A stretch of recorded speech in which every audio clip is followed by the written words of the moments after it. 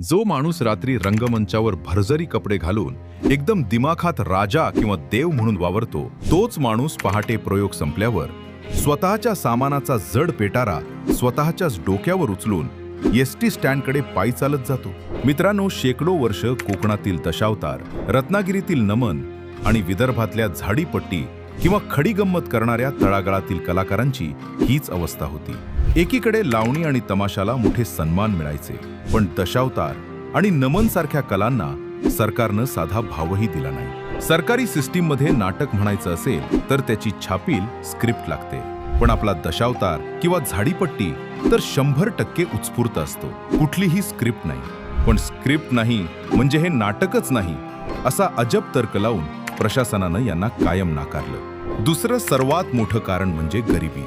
हे कलाकार दिवसा पोटा पाण्यासाठी शेती, मजुरी किंवा सुतारकाम करायचे आणि रात्री जत्रेत जाऊन नाटक करायचे. त्यामुळे सरकारी नियमात बसत नसल्यानं प्रशासनानं त्यांना व्यावसायिक कलाकार मानलंच नाही. पण मित्रांनो, जुलै 2026 मध्ये विधानसभेत एक मोठा गेम चेंज झाला. कोकणातल्या आणि इतर भागातल्या आमदारांनी एकत्र येत सरकारला धारेवर धरलं आणि अखेर या उपेक्षित लोककलांना न्याय मिळाला.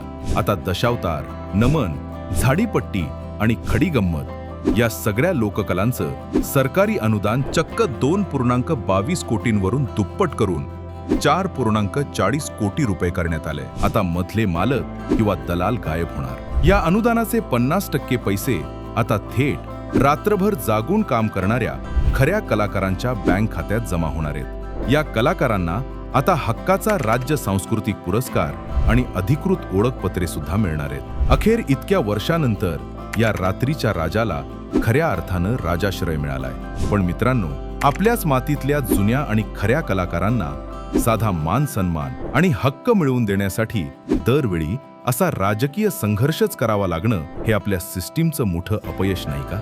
तुम्हाला काय वाटतं? हे आम्हाला कमेंट करून नक्की सांगा.